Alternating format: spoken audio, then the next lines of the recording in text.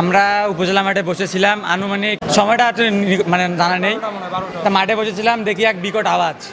পরে আমরা দৌড়ে গেলাম, দেখি গ্যাস অনেক লিকেজ হয়ে গেছে।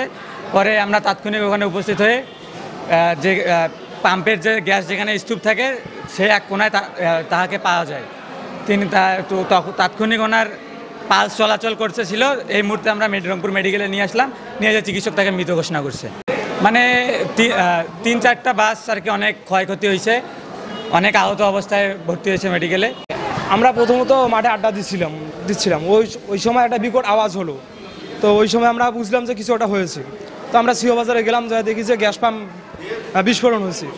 তো ওখানে গ্যাস পাম্প যে সিলিন্ডার ছিল, সিলিন্ডারের পাশে ওনাকে পাওয়া গেছে। আমরা ওই অবস্থা ওনার দেখতেছি, ওনার পাল্স চলতেছে। তো ভাবলাম ওনার জীবনে যে করে হোক বাঁচানো যাবে হয়তো। আমরা ওই সময় জরুরি ওনাকে নিয়ে আসলাম। নিয়ে আসার পর এখানে চেক করার মাধ্যমে দেখলাম যে উনি ডেথ। আমি পাশে ওইদিকে চা খাচ্ছিলাম, যেহেতু আমার বাসা এখানেই। চা খেতে এসে তো হুট করে যখন ব্লাস্টের সাউন্ড পাই, আমরা ব্লাস্টের পাওয়ার পরেই তো আমরা দৌড়ে আসি।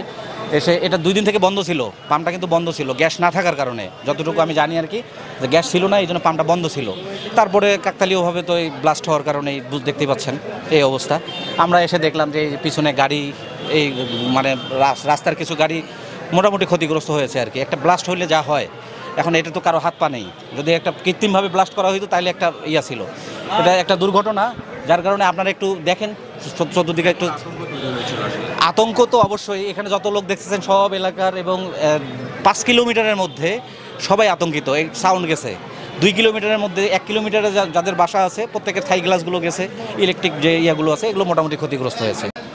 আমি এখানকার এই মালিকেরই একটা স্টাফ আর একটা প্রতিষ্ঠানের। তাই এই যে ঘটনাস্থলে ঘটনা শোনার পরে আমি সঙ্গে সঙ্গে দেখতে আসলাম। আসি দেখি এই অবস্থানটা সবগুলো এলোমেলো, বাস্ট হয়ে যায়। সব দেখা যাচ্ছে যে সবাই অসুস্থ হয়ে গেছে, মানে কেউ আহত হয়ে ফাটে গেছে, হাতে গেছে, হাতে মুখে সবাই মেডিকেলে এখন।